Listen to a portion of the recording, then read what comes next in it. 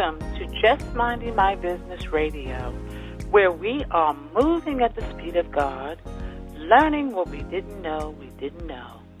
I'm your host, Ida Crawford, so grab a pen and paper and get ready for information that you can use.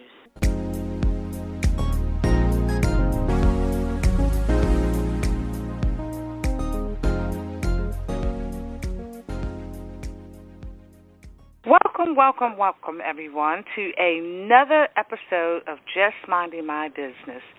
Thank you so much for stopping by. I hope you had an awesome day. Today we have Miss Jen Phillips April, who works with seasoned service providers to leverage technology to grow their businesses through streamlined marketing. Jen's days of online marketing began in the dark ages of 2004 with a website about dog treats and dog health. She is also a professor in the platform In the Trenches MBA. Today, her business includes service providers across the coaching, wellness, and pet industries. When Jen is not working with her fabulous clients, you'll find her reading a novel, practicing her down dog, or cooking up a delicious meal. So welcome, Jen, to the mic today. I appreciate you stopping by. Thanks so much for having me, Ida. Okay, so tell us a little bit about what you mean, how your clients leverage their technology to grow their businesses. What does that look like? So I've worked with a lot of service professionals like chiropractors and acupuncturists and dog walkers and executive coaches and, people who really do a lot of one-on-one work. And sometimes they have a physical location, such as an office, but not always. Other times they're strictly an online business. In both cases, however, they have to leverage their online presence in order to attract more business to them. And I have found that many service providers are really unclear how to do that, especially people who have been in business for a decade or 20 years or more, and they're really good at what they do, and yet they're having a hard time transitioning some of that knowledge to the online world, which is a very educational-based marketing system, as you know. Absolutely. You brought somebody to my mind when you explained that I'm currently working with, that pretty much has been used to getting business through, like the pens and, word of mouth and that kind of thing. And now that we've moved into the age of the computer and technology, it's like that's definitely a scary transition for this person. So I can definitely relate to that in the situation that I'm currently working in.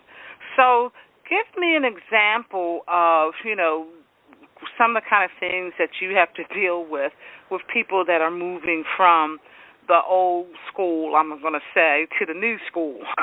Sure, absolutely. Well, there are a few examples I can give you. And one, you brought up a good point with the about some fear around it. And I have to say that there are two pieces of that fear, and they're pretty related, but for the purpose of this, let's make them two different things. One is the technology. Like even if you're pretty savvy with the computer, you can, send and receive email, you do all your online billing and everything like that. When you take that to the marketing realm, then it gets a little trickier if you're not super comfortable with it. There's not only is it the technology of like how to use, Facebook or set up email systems and things like that, but beyond that, there's how you capture the message and who is it that you're actually working with to help them and getting really clear. So one of the things that people often are reluctant to do, especially at the outset, is get super, super clear and create, say, maybe 3 different client profiles, if you will. So there are different age groups, they have different interests, so they all come to you for a similar kind of a thing. But when you start creating those, you get really clear on who you want to work with, and you're better able to create messages that resonate with those people. And that's where my background in copywriting as well as online marketing comes in. And then I really coach a lot of my clients on getting super, super clear on who that ideal client is, and why this particular lead magnet you created may be perfect for that person, but not perfect for someone else who also comes to you. Mhm. And I think that's having that clarity is key across the board, no matter what type of business you're doing, because you're not going to be able to service the world. Right. So being clear about who your target market is the first step in really, honing in on your ideal client, for sure. And let's just take, for example, a chiropractor. I mean, a chiropractor has a physical location, and a lot of times people think of going to the chiropractor because they have back pain. But it turns out a chiropractor can actually help you with other kinds of pains, carpal tunnel syndrome, for example, or even not physical things, but even a leg pain or ankle, because it's all based on the body alignment, and if things are out of place, then it's putting pressure on other parts of your body, right? It's just because bones are out of place, and that's putting pressure on nerves, which is causing pain someplace else in your body. So they work to put that back together. But they also can help little kids who have who are croupy, and consistently getting sick. They help boost their immune system by, again, realigning the body posture so that it's not out of alignment and causing problems. And sometimes that's not helping the body breathe as good as it could, as well as it could. And so there are lots of different aspects. So you're going to be talking to the mom with a little kid in one venue, but you're also talking to someone who maybe has chronic back pain in another. Maybe completely different audiences. Okay, so that's like targeting two different markets. Exactly. Okay. Yeah, that definitely does make sense, especially if your business is able to cater to two different types of markets. And I think most businesses are. They just have to get that clarity around who that person is. Right. For sure. Because you're speaking to them in a different language. Yes, absolutely. So tell me a little bit about the copywriting.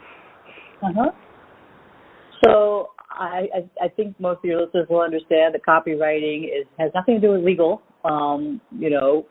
legal documents. It has everything to do with writing the words that convey your message online.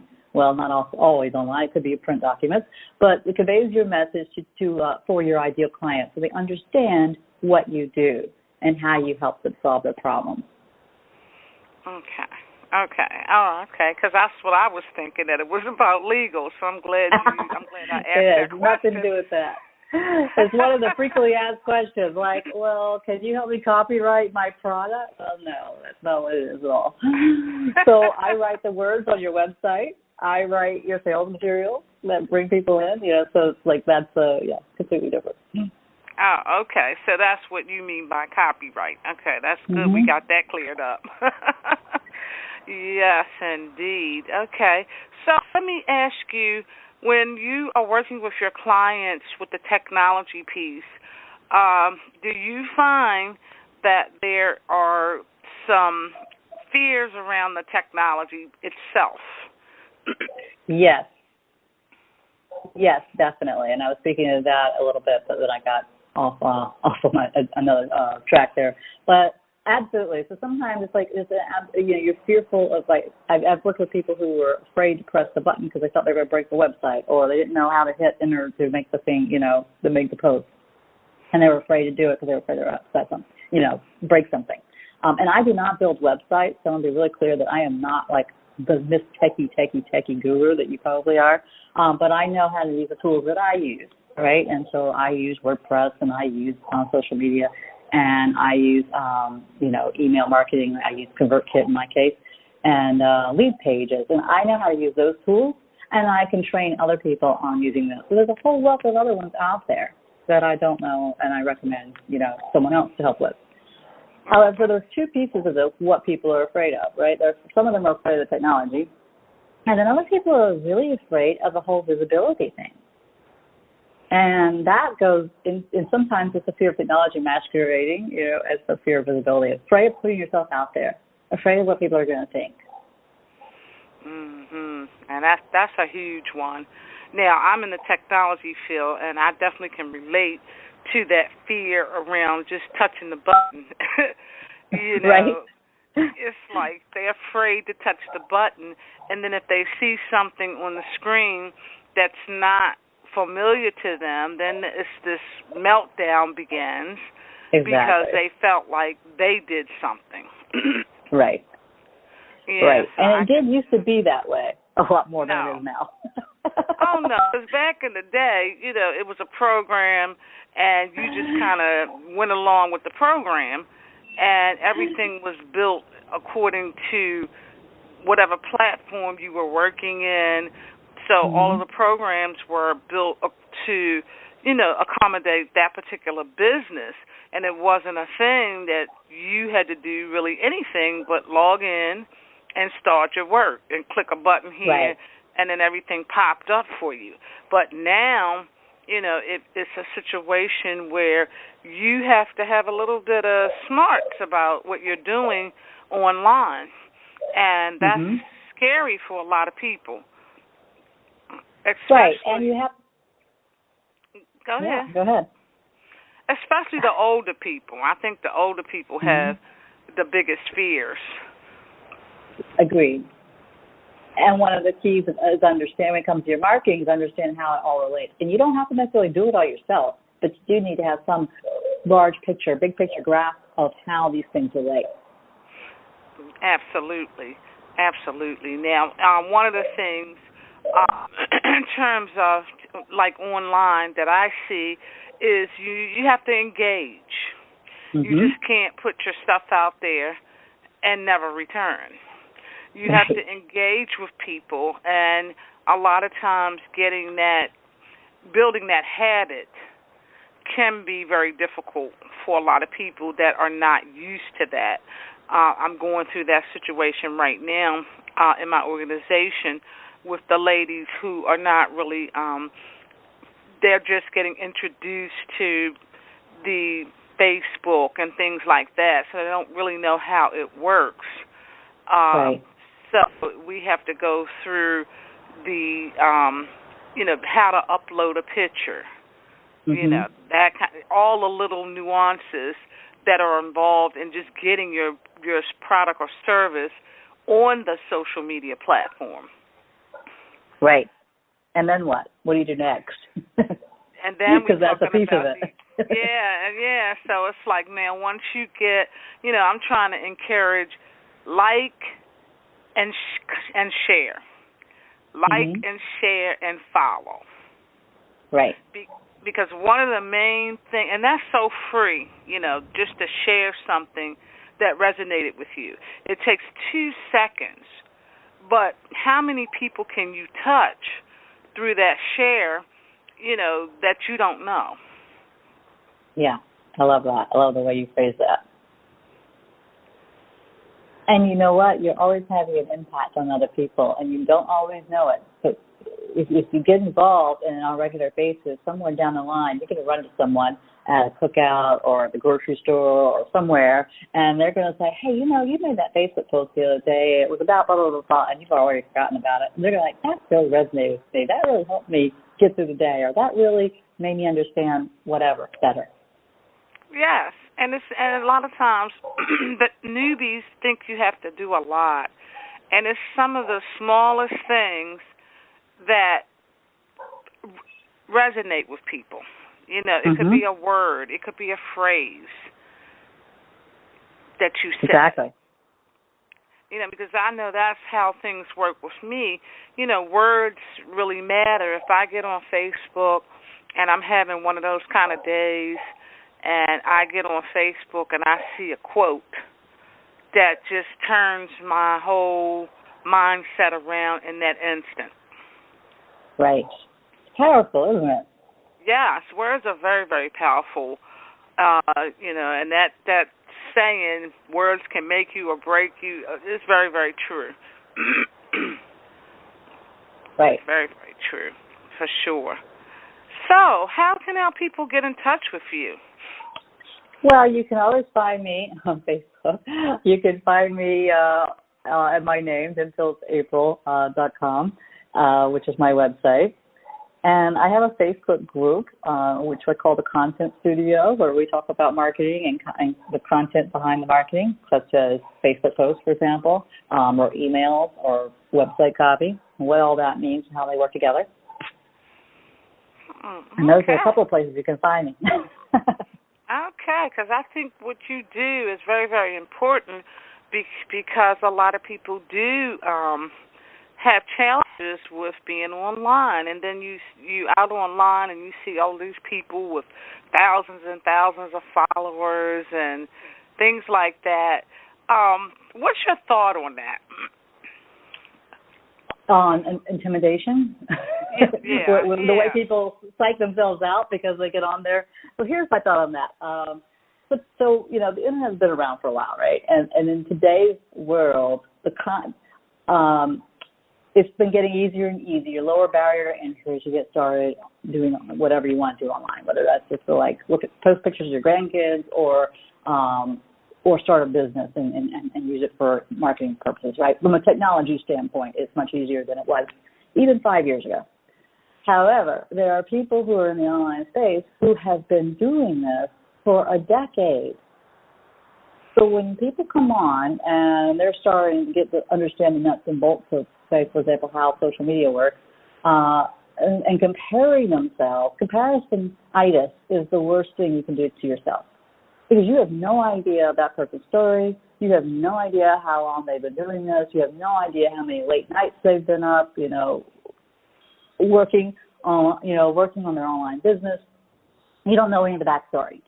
What you see is, so-and-so has, 5 million likes and, 500 million people have watched their latest YouTube video, and oh my goodness, I just put up my first YouTube video. And then you're feeling like, you're feeling less than. That's only a story in your head.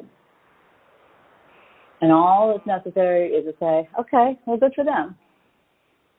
And put your head down and get back to work. And I think everybody kind of goes through that little piece that you just mentioned, because I can, Absolutely. when you first start something, it's number one. And that's all you have is that first one until you build upon it. Right. But I like to say, go ahead. Yeah, I like to say, don't compare your first chapter to someone else's 47th. Absolutely, I like that. I like that a lot. But it's easy to fall into that trap. It really is easy to fall into it. Because I think I've wandered there a couple of times and then realized, well, the heck, I'm just getting started. I'm not supposed to be like that yet. Right. It happens to all of us. And one of the things that I really strive to do with my clients is, and the people who are in my group and on my list, is really try to break things down and connect the activities online to your business goals. When you start a business, you have your why is so many things, right? But at the basis of it is a reason to make money or a way to make money. And that's okay because it's a business. It's what it's supposed to be. However, a lot of the things that we do online, you may not recognize the return on investment right away. You make a post and nothing happens. You make another post and nothing happens. Or you spend, 10 hours learning how to use a new software program and you're still having a glitch and you get frustrated. But you don't, so I want to take people and have them step back from that and look at the big picture. And then go, okay, so this piece works with this piece, this works with this piece, and it all connects back to what you offer and the client that you want to work with. So it's all a marketing piece. The technology, take the technology out of the picture for a minute, and look at it from a marketing perspective. What is that all about? Yes, because it is definitely two separate things. It's the technology piece and then there's the marketing piece. Right. And bringing those two together. Right, and you can always get someone else to do the technology part of it.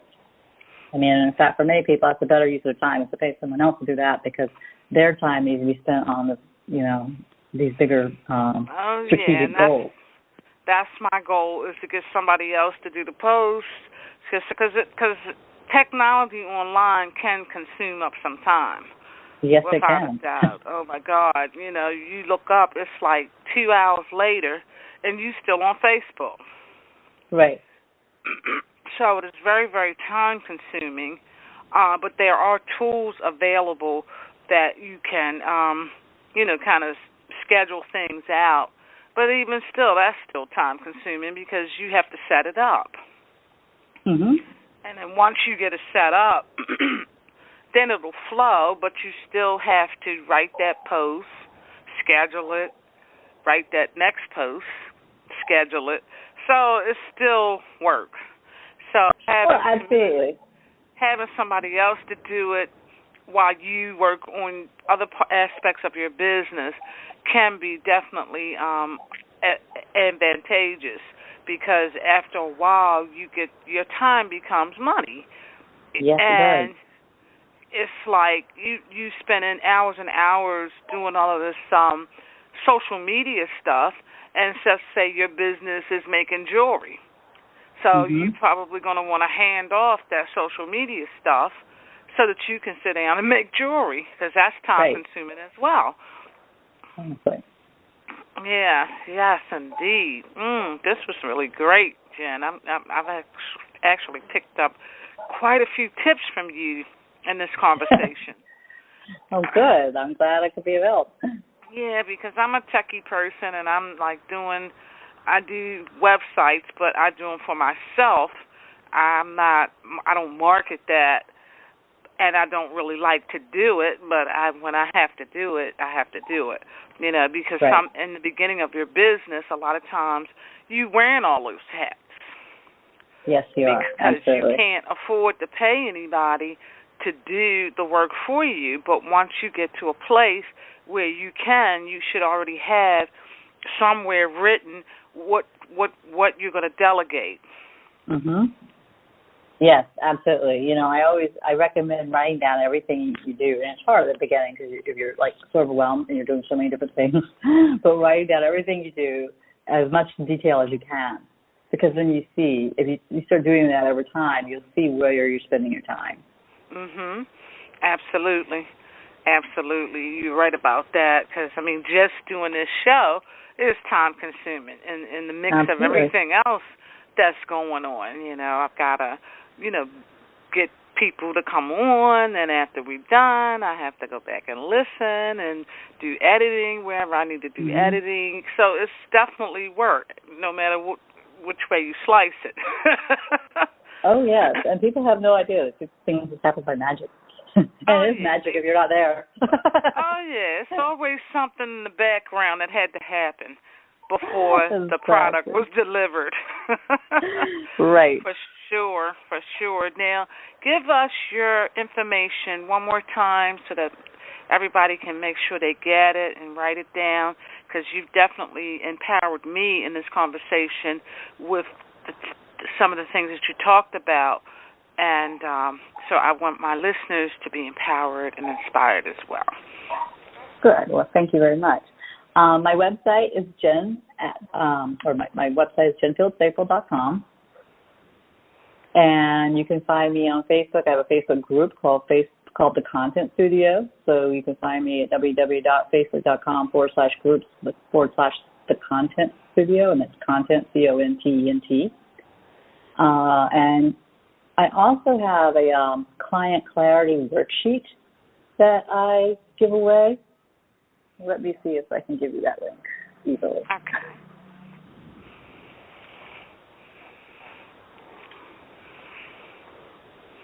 I didn't have that ready. I should have had that open. Oh, that's okay.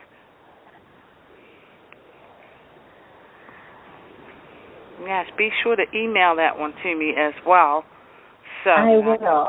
I'll send that over to you. I have it right here. Let's see. But it has a pretty long URL.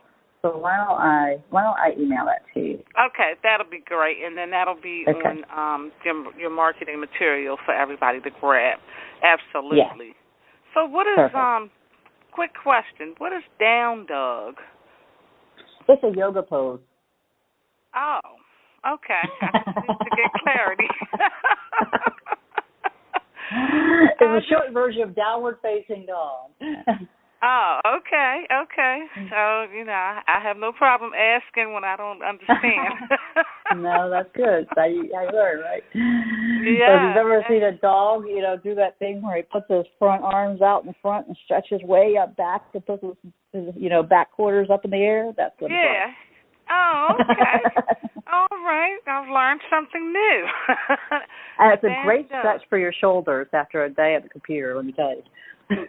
Oh, okay. I may definitely implement that because I'm at the computer like all day long. Mhm. All day. Well, Yeah. I am so happy that you stopped by, and this has been a great conversation, and I'm looking forward to collaborating with you again. And just one more time, website. Can you, spell it out for us a little bit? I can make sure it's www. And it's my name, Jen, Phillip, Phillips, April, like the month, April. Okay, got it. All right. Well, thank you again, and I look forward to chatting with you in the near future. Great. Thanks so much for having me, Ida. Absolutely. This show is brought to you by the amazing women of A Sister Circle Empowerment Network, ASIN LLC, where we are never in competition, but always in collaboration. And our valuable sponsors, Prodigy Accounting Service, Next Generation Accounting to get you where you need to be. Contact them at prodigyact1@yahoo.com or online at www.fli-inc.com. Prodigy Accounting Service, Next Generation Accounting to get you where you need to be. Contact them at prodigyact1@yahoo.com or online at www.fli-inc.com. Ready to plan for your retirement? Contact Game Plan for Retirement. Call 410-902-0464 and schedule a free consultation. That's Game Plan for Retirement, 410-902-0464. Interested in becoming a sponsor for Just Minding My Business 24/7 radio? Or would you like to know what a Sister Circle Empowerment Network, ASIN LLC, is all about?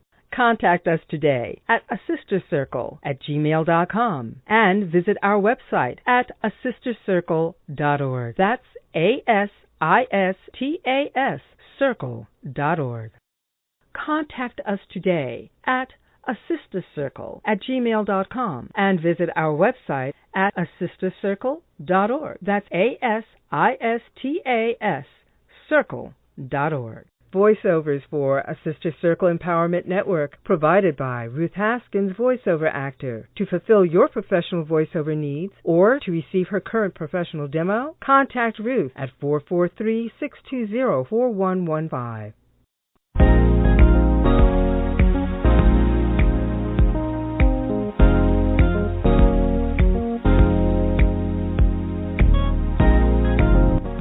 Thank you for tuning in to Just Minding My Business Radio. I'm your host, Ida Crawford. We hope you enjoyed the show and appreciate you stopping by. Many blessings to you and yours.